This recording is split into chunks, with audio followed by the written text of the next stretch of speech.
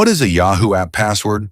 Password is a one-time password to sign into third-party apps, like MailsDaddy Yahoo Backup, or account setups like Outlook. Open your browser and search for Yahoo Mail. Log in using your Yahoo credentials. Click on your profile icon, top right corner, and choose Manage Your Account. Enabling two-step verification is optional but recommended.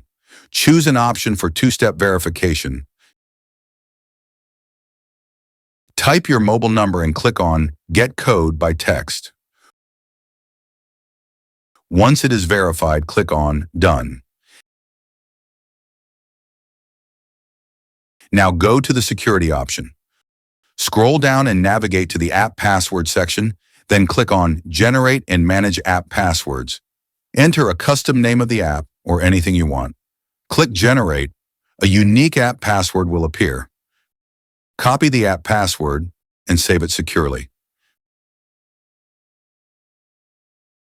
Click Done to finish. Don't forget to subscribe and hit the bell so you never miss a tip.